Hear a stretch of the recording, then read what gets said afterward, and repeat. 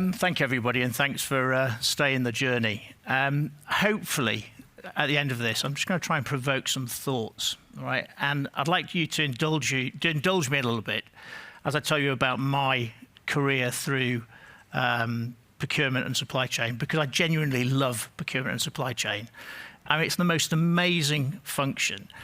I started off life working on the business case for the Vodafone procurement company. And that, those of you that don't know, that is a world-class leading procurement function where they've globalized 18 different procurement functions, put them all through Luxembourg and then resold them. Groundbreaking, brilliant. You get to go to Luxembourg, saw the world, amazing, so much fun. Took people and families over to Luxembourg and created this company, basically a supermarket. I then was lucky enough to go and work for PwC. And I supported organizations like Heineken, Mars, set up their global procurement companies. And it was great. I mean, where else do you get to go and do these kind of things? What other function allows you to go and pull all of these people together and deliver real value? I then went on and worked for Royal Mail.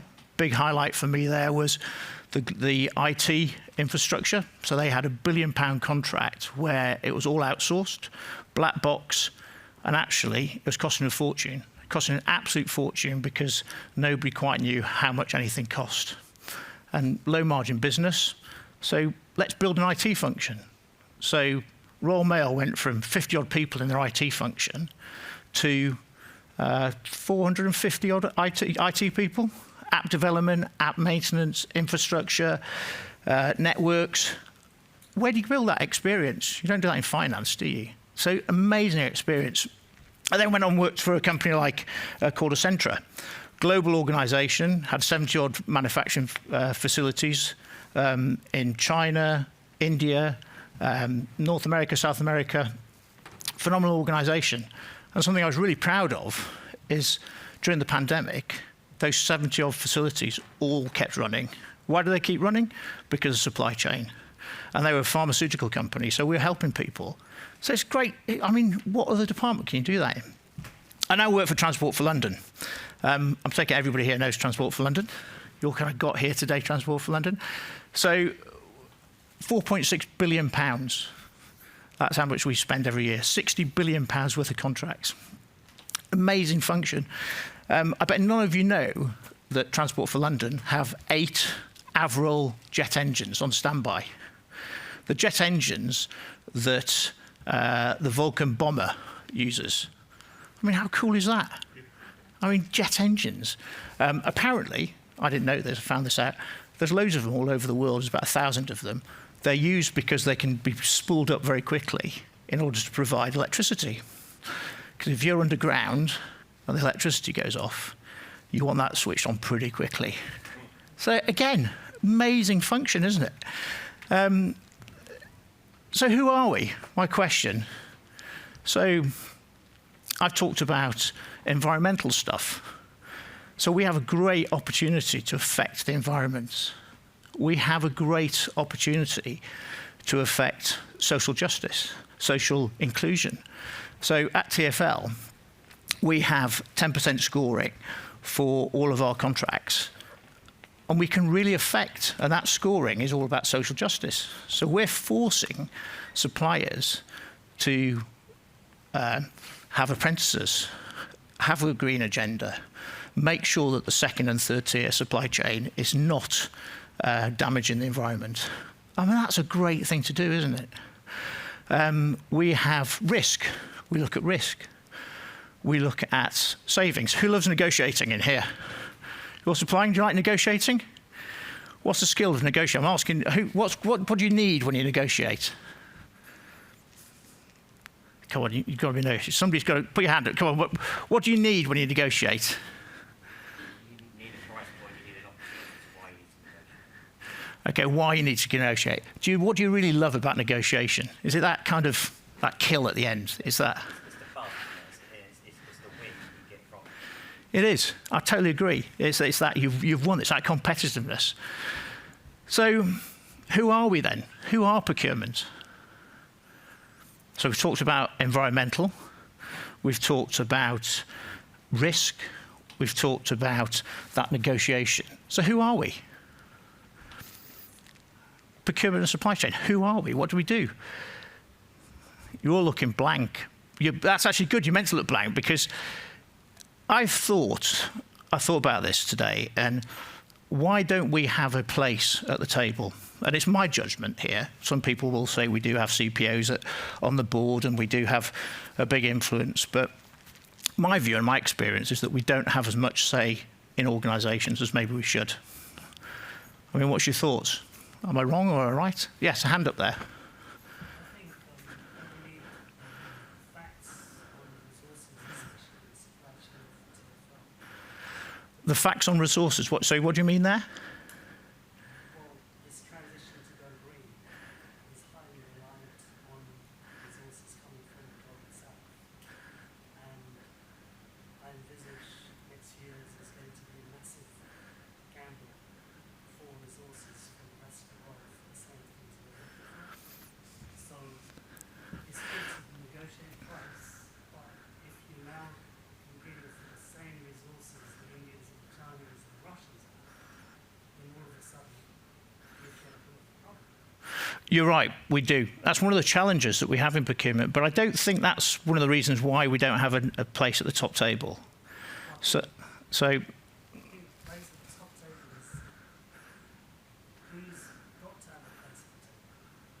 That's the question. well, I think you have to have a purpose to be at the top table, and that is what I'm going to get to. Sorry, you can put your hand up. I think generally procurement is seen as a service. You're connecting a need of somewhere else in the business with the supply, and therefore people see it as a service rather than a core function. And I'm not saying I agree, but I think that can be a perception. I think all of these are right. And it really frustrates me. I said it at the beginning, I really do love procurement and supply chain. We can influence so much. The other thing that I love and I really like is reading strategy books and management books. My wife hates it when I go on holiday because I take all these big, heavy books. But one of the things, the theme through all of that is people are really successful, organisations that are really successful are really clear about what they do. If you look at the big companies, they're very clear about what they do. I don't think as a profession we're clear, and it's my personal view, right? This is my personal view. I don't think we're clear enough about what we need to be. We have so many different hats to wear.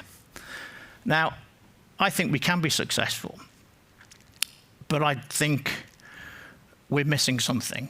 And what I think we're missing is a focus on people. So those of you who've been here for the last 2 days, how many people have stood up on this stage and talked about people? Sorry? Everybody. Have they? And what have they said about people? The importance of people and culture within supply chain and procurement, and how the industry is changing, transitioning into digitalisation, but obviously having the right people in the right places to transition, but also then bring people in from other cultures that may not necessarily have industry experience, but are keen to learn and adapt to then give that more diverse workforce. So I love the fact there's a conversation about diversity, and I'll come back to that. How many of you in this room have a real experience where the companies are really investing in people, are really investing in diversity, are really investing in inclusion? If you're really honest, we talk about it, but how many people are really doing it? It's kind of blank faces here. And so there's two things that I think, who are we? Well, I think we need to recognise that we're a group of people, we're an organisation that has to work, we're chameleons, we have to wear different hats. And in order to be successful in wearing all those different hats, for me, where we need to focus the most is our people. And I'll come back to the diversity.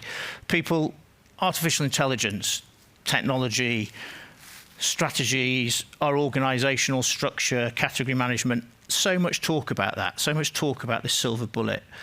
But because our needs and demands change every year, we're going into an economic downturn. I suspect there's going to be a lot of pressure on us to deliver value and savings. There's already talk, we've heard about the government backing off on the car piece, so the carbon petrol engines. So we're already seeing people stepping away from the environmental piece. We're going to have to shift. How do we respond to that so that we do really get this influence? And I think it is focusing on the people. And we talk about, you mentioned diversity and inclusion. Before joining TfL, I thought I understood diversity and inclusion. My view was really simple. I treat everybody exactly the same and everybody on their merit. I thought it was really simple. What I've learned is actually that's not quite what inclusion is. And I think these are the things we need to kind of challenge people to think about. I'm dyslexic, chronically dyslexic. When you interview somebody, how many of your companies think about dyslexic people, neurodiversity? So I've been, when I got interviewed for PwC, I had to do a maths and English test.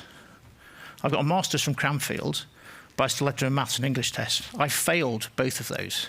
Thankfully, PwC looked at my experience and said, fine. But how many people are we putting off because of that? We need to invest in people within procurement and commercial. And we need to invest in people that are different. And whether that's gender, whether it's race. I mean, you mentioned about resource, a gentleman at the back. We have such an opportunity within procurement and commercial to bring in these different ways of thinking because we have to do things differently all the time. And that, for me, is who we need to be. We need to be chameleons, but we need to emphasize and focus on the people and people that are different because we have different needs all the time. So that's my kind of take on what we need to think about. Just hopefully a little bit thought-provoking as you go home tonight.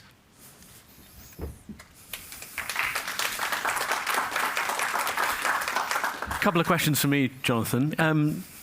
In terms of your role, and there's, I imagine, a degree of pressure on it because, frankly, you are playing a very big part in keeping an entire city moving. How much pressure does that put on the whole function in terms of actually knowing what your actions can do to keep a city moving? Oh, huge. But it's multifaceted because on a day-to-day basis, particularly in operations, if things don't get delivered, if services don't get fulfilled, literally trains stop. We move, I'm not going to get the figures correct, right, but a good number of million of people every single day, and we get upset when one train goes down.